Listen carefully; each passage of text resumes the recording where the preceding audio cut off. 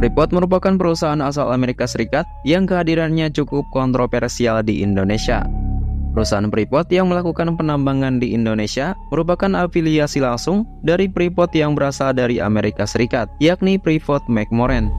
Praktik yang dilakukan Freeport di Indonesia adalah penambangan dari berbagai sumber daya alam Papua seperti tembaga, emas, dan perak. Saking banyaknya jumlah biji tambang yang ada di tambang PT Freeport, membuatnya menjadi tambang tembaga dan emas terbesar di Indonesia dan salah satu yang terbesar di dunia.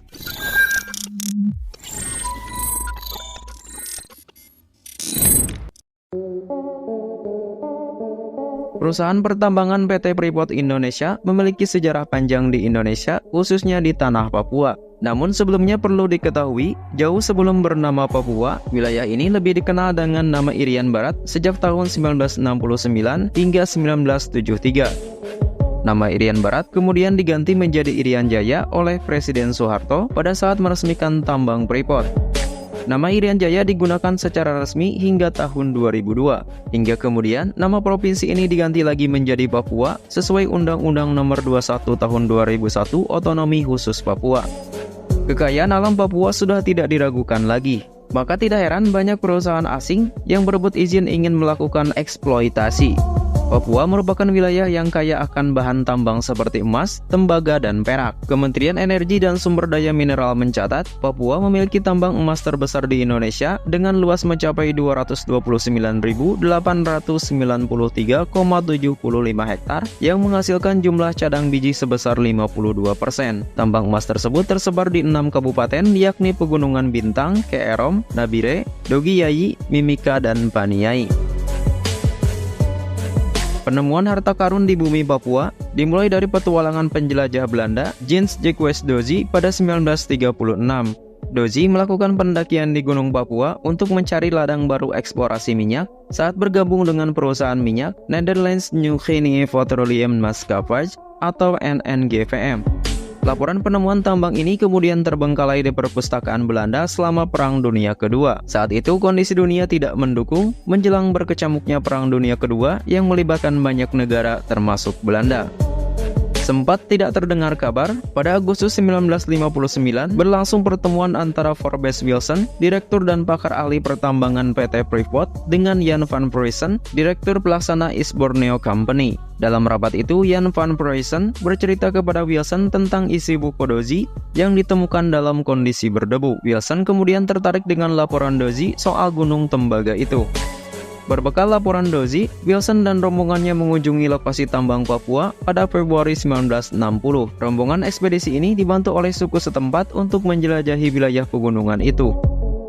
Persis seperti yang ditulis oleh Dozy, Wilson menyatakan kekagumannya akan hamparan mineral yang tidak pernah dia lihat sebelumnya. Saat mencapai Erzberg, dia terperanjat dengan hamparan biji tembaga di atas permukaan tanah. Wilson menyebut wilayah ini sebagai tempat terjadinya mineralisasi tidak lazim di atas ketinggian 2000 meter dari permukaan laut. Dia memperkirakan kandungan logamnya mencapai 40 hingga 50% biji besi, 3% tembaga, dan masih terdapat emas dan perak di dalamnya. Berselang beberapa waktu kemudian, Wilson melaporkan lewat temuan itu kepada Presiden Freeport, yaitu Bob Hills di New York, Amerika Serikat. Dia menyebut dari area 14 hektar, hanya 1 hektar tanpa biji tembaga, sedangkan kedalaman baru mencapai 100 meter. Karena hal tersebut, Freeport kemudian memutuskan menaikkan kontrak eksplorasi dengan East Borneo Company pada 1 Februari 1960. Namun nyatanya terjadi perubahan eskalasi politik di Indonesia, khususnya di Irian Barat. Hubungan Indonesia dan Belanda saat itu makin memanas. Bahkan Presiden Soekarno waktu itu menempatkan pasukan militer di Irian Barat. Perjanjian kerjasama antara East Borneo Company dan Freeport pun akhirnya mentah. Pemerintah Amerika Serikat saat itu dikuasai oleh John F. Kennedy justru membela Indonesia dan mengancam akan menghentikan bantuan Marshall Plan kepada Belanda jika tetap mempertahankan Irian Barat. Belanda yang saat itu membutuhkan bantuan untuk membangun kembali negaranya pasca kehancuran Perang Dunia Kedua terpaksa hengkang dari Irian Barat. Para petinggi Freeport pun geram, terlebih saat mendengar John F. Kennedy menawarkan paket bantuan ekonomi kepada Indonesia sebesar 11 juta USD dengan melibatkan International Monetary Fund dan World Bank. Setelah John F. Kennedy terbunuh pada 22 November 1963 dan Soekarno lengser melalui surat perintah 11 Maret atau Supersemar 1966, kebijakan pemerintah Amerika Serikat maupun Indonesia berubah. Menteri Pertambangan dan Perminyakan saat itu membuat perjanjian baru yang memungkinkan perusahaan minyak untuk menjaga keuntungan lebih besar secara substansial untuk mereka. Kemudian dilakukanlah pengesahan atas Undang-Undang Nomor 1 Tahun 1967 tentang penanaman modal asing. Pada 7 April 1967, pemerintah Indonesia melakukan penandatanganan kontrak izin eksploitasi tambang di Irian Jaya dengan Freeport. Tanggal ini sekaligus menjadi hari jadi Freeport. Dengan demikian, Freeport menjadi perusahaan asing pertama yang kontraknya ditandatangani Soeharto. Setelah mendapatkan izin dari pemerintah Indonesia, Freeport akhirnya membuka pertambangan yang bernama PT Freeport Indonesia di Irian Jaya. Untuk membangun pertambangan di lokasi Gunung Erzberg, Freeport menyewa firma terkenal bernama Bechtel yang berasal dari California, Amerika Serikat. Pembangunan pertambangan tersebut ternyata memiliki medan yang sangat sulit dan ekstrim karena mereka harus membangun jalan sepanjang 123 km dan jalurnya melewati hutan, sungai, dan pegunungan setinggi lebih dari 4.000 meter. Selain itu, untuk mempermudah pembangunan tambang ini, mereka harus membangun kereta gantung di atas kaki tebing setinggi 609 meter. Hal ini menjadikannya sebagai kereta gantung tercuram dan terpanjang di dunia, dengan panjang rutenya mencapai 2.743 meter. Kereta gantung ini digunakan untuk membawa berbagai macam material serta alat berat untuk membangun tambang di Gunung Erzberg. Setelah 5 tahun, tambang ini pun selesai dibangun dan pembangunannya membutuhkan biaya sekitar 1 miliar dolar Amerika Serikat atau setara 14,5 triliun rupiah dengan kurs saat ini. Setelah berhasil menambang biji tembaga di Gunung Erzberg, Freeport kemudian menghadapi masalah dalam pengiriman biji tambang ke pabrik untuk diproses. Hal ini dikarenakan pengiriman menggunakan truk dan kereta gantung tidak akan cukup untuk memuat semua hasil biji tambang tersebut, serta membutuhkan waktu lama sehingga akan membuat kerugian pada Freeport. Akhirnya mereka pun memiliki cara lain, yaitu dengan menjatuhkan langsung biji tembaga ke bawah menggunakan suatu alat yang berukuran besar. Ketika biji tambang tersebut jatuh ke bawah, maka biji tersebut akan hancur menjadi bagian-bagian kecil sehingga memudahkan untuk memindahkan biji tambang tersebut. Biji tambang ini kemudian dibawa melalui conveyor belt langsung menuju ke pabrik pengolahan. Di dalam pabrik ini terdapat mesin crusher terbesar di dunia dengan diameter mencapai 12 meter. Mesin crusher ini berfungsi untuk menghancurkan biji tembaga hingga menjadi bebatuan yang halus atau disebut dengan powder ore yang kemudian dicampur dengan air sehingga menjadi konsentrat seluruh yang mengandung tembaga dan emas. Konsentrat ini pun diproses lagi dengan cara dilebur atau disebut juga dengan smelter. Setiap ton dari konsentrat ini mengandung 317 kg tembaga, 30 gram emas, dan sekitar 30 gram perak.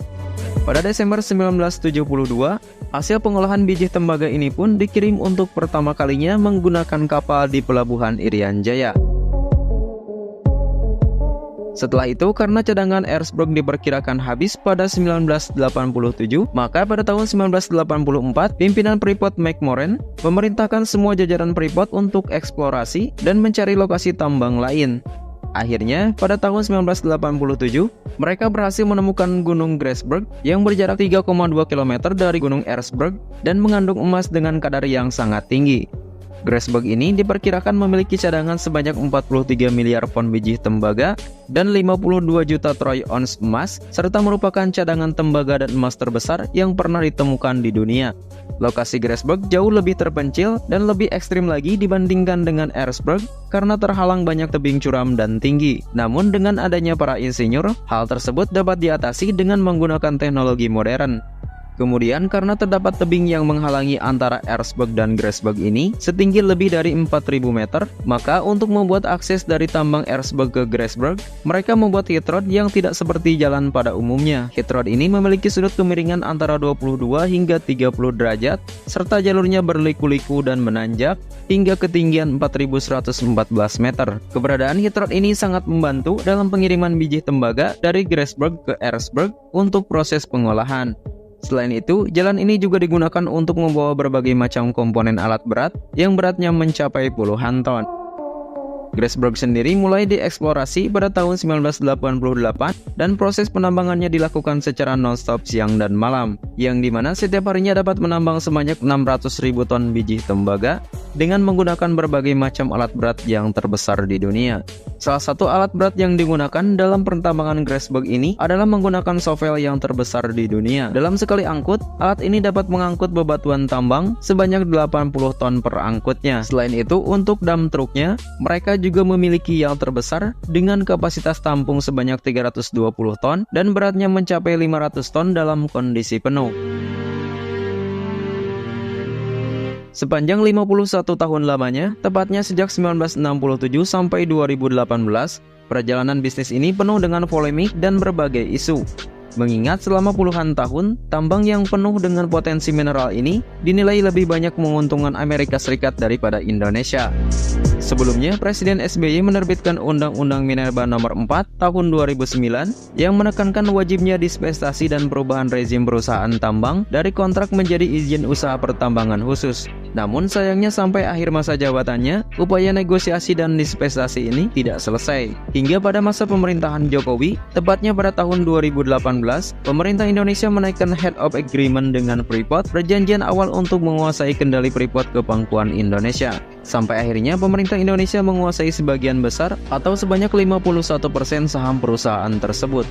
Dengan kepemilikan yang dikuasai pemerintah Indonesia, saat ini Freeport memberikan keuntungan berlipat ganda kepada Indonesia dibandingkan sebelum dispensasi dari Freeport-McMoRan. Total saat ini sebanyak 70% dari pendapatan Freeport menjadi milik pemerintah Indonesia.